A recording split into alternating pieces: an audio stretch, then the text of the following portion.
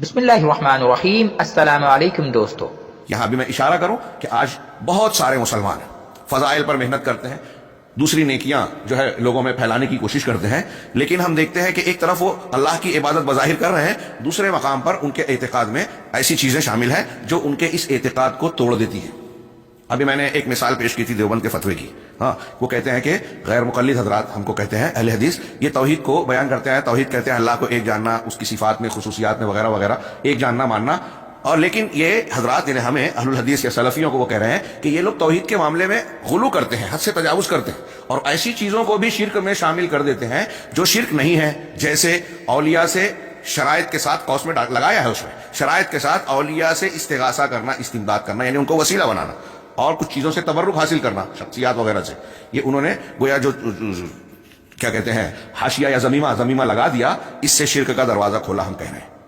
وہ کہہ رہے ہیں ہمیں کہ ہم غلو کر رہے ہیں۔ میں نے اس سے پہلے بھی اس کا ذکر کرتے ہوئے کہا کہ قرآن اور حدیث کے ان دلائل کا وہ کیا کریں گے جن میں ان امور کو شرک کہا گیا ہے، ان امور سے واضح طور سے منع کیا گیا ہے، ان امور کو یہ اجازت دے رہے ہیں۔ اب بتائیے کہ جب دیوبند کے فتوے میں، دیوبند ایک تعلیمی مرکز اور ایک مطمع نظر یا مکتب فکر کا مرکز اور مرجع کہلاتا ہے، جو لوگ وہاں کے علماء اور وہاں کے مرکز پر اعتماد کرتے ہیں، ہمارے بھائی اعتماد کر رہے ہیں۔ میں اگر بیان کر رہا ہوں، میری یہ تقریر خطاب اگر ان پر اعتقاد رکھنے والے یا عقیدت رکھنے والے جب میری یہ باتیں سنیں گے تو یقیناً وہ کامنٹس کریں گے، مخالفت کریں گے، ناراض ہوں گے، غصہ ہوں گے۔ یہ ایک نیچرل بات ہے، آپ اور ہم یہ دیکھتے سمجھتے ہیں، لیکن اس کو اب اس تناظر میں سوچئے کہ یہ واقعی اخلاص کے خلاف ہے، شرکیہ چیز ہے، اور ان کا مرکز اور ان کے قابل اعتماد اور عقیدت والی شخصیات اس کو جائز کہہ رہے ہیں، تو ایک عام آدمی اس کو آنکھ بند کر کے قبول کرے گا کہ نہیں کرے گا؟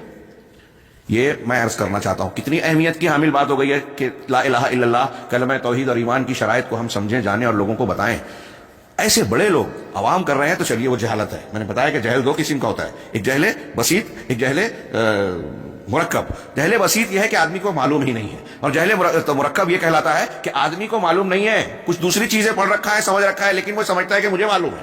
اور آج کل یہ زیادہ پایا جاتا ہے، علم کم ہے، آدھا ادھورا ہے، اور فیصلہ کن باتیں کی جاتی ہیں، اہل علم کی مخالفت کی جاتی ہے۔ یہ جو میں نے اشارہ کیا، واقعہ بتایا، یہ صرف دیوبند کی بات نہیں ہے۔ اب دیکھیے کہ جو لوگ تحریکیت سے جڑے ہیں، جو لوگ کسی اور منہج اور مسلک سے جڑے ہوئے ہیں، ایک بریلوی کو دیکھیے، وہ اپنے علماء اور بڑے بڑے نام سے جو ہے متاثر ہوتا ہے کہ یہ اتنے بڑے عالم ہیں، اتنی فضیلتیں ہیں، کسی شخصیت کے بارے میں ان کے یہاں یہ عام رواج ہے۔ اور میں دیکھتا ہوں، یہ بات اکثر ذکر کرتا ہوں کہ ہمارے یہاں عوام کو دعوت و تبلیغ کے نام پہ بزرگان دین کے سچے جھوٹے واقعات بتائے جاتے ہیں، قرآن و سنت کے نصوص اور نبی صلی اللہ علیہ وسلم اور سلف کے منہج سے ہٹ کر واقعات بتائے جاتے ہیں۔ اس کا نتیجہ یہ نکلتا ہے کہ ان واقعات کے تناظر میں کچھ لوگ اللہ رب العالمین کی صفات کو ان بزرگان دین کے اندر محسوس کرتے ہیں یا ماننے لگتے ہیں جن کی کرامات اور معجزات کو حد سے زیادہ تجاوز کر کے بیان کیا جاتا ہے۔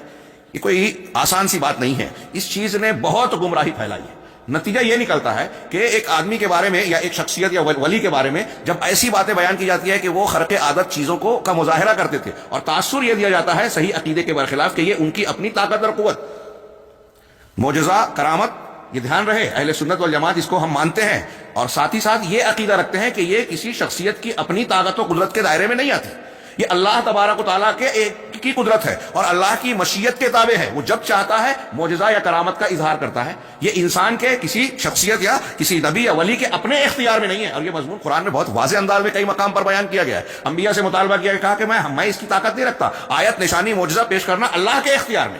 کتنی صاف باتیں ہیں، لیکن انتہائی غیر محتاط انداز میں بزرگوں کے سچے جھوٹے واقعات بیان کیے جاتے ہیں، اور عوام ان واقعات سے یہ کشید کرتے ہیں کہ جب ان کا اتنا مقام ہے، ان کو اتنی طاقت حاصل تھی، نعوذ باللہ جبکہ ان کو طاقت نہیں ہے، اگر صحیح واقعہ بھی ہے تو یہ ان کی اپنی طاقت سے نہیں ہے، ان کے اندر تصرف کے اوصاف یا قدرت نہیں ہے، لیکن ایسا سمجھ لیا جاتا ہے اور شرک کا دروازہ کھلتا ہے۔ اخلاص کی اہمیت کا اندازہ صرف اس ایک بات سے لگائیے کہ کفار مکہ اللہ تبارک و تعالیٰ کی بھی عبادت کیا کرتے تھے۔ قرآن نے خود بتایا ہے، کشتی پر سوار ہوتے تو دین کو اللہ کے لیے خالص کر کے پکارتے، دعوا اللہ مخلصین لہ الدین، اپنے دین کو خالص کر کے صحیح ایک دم خالص اعتقاد کے ساتھ اس وقت دعا کرتے تھے۔ اللہ کی عبادت ہوئی کہ نہیں ہوئی ہے؟ عبادت کرتے تھے، لیکن قرآن نے کیا کہا؟ قل یا ایھا الکافرون لا اعبد ما تعبدون ولا انتم عابدون ما اعبد، تم اس کی عبادت نہیں کرتے جس کی میں کرتا ہوں۔ اللہ کی عبادت وہ کرتے تھے، لیکن قرآن نے کہا کہ تم اس کی عبادت نہیں کرتے. مطلب کیا نکلا کہ اگر آپ اللہ کی عبادت کر بھی رہے ہو, نماز روزہ حج زکوٰۃ اور دیگر نیکیاں کر رہے ہو, لیکن ساتھ ہی ساتھ آپ نے شرک کا ارتکاب کیا, تو اللہ کی نظر میں آپ اللہ کی عبادت کرنے والے نہیں ہوئے. اور جو ہمارا درس ہے اس کی روشنی میں ہم یوں کہیں کہ لا الہ الا اللہ کو ماننے والے نہیں ہوئے. آپ باہر ہو گئے, آپ کا لا الہ الا اللہ ٹوٹ گیا اگر شرک اکبر آ گیا. کتنی بھی عبادت کر رہے ہیں, اگر آپ نے زندگی میں ایک مرتبہ بھی شرک کیا, شرک اکبر, اور توبہ نہیں کی, تو آپ کا لا الہ الا اللہ اور ایمان معتبر نہیں ہے. اس کی دلیلوں کو ملاحظہ فرمائیں. اللہ تعالیٰ نے فرمایا الا للہ الدین الخالص.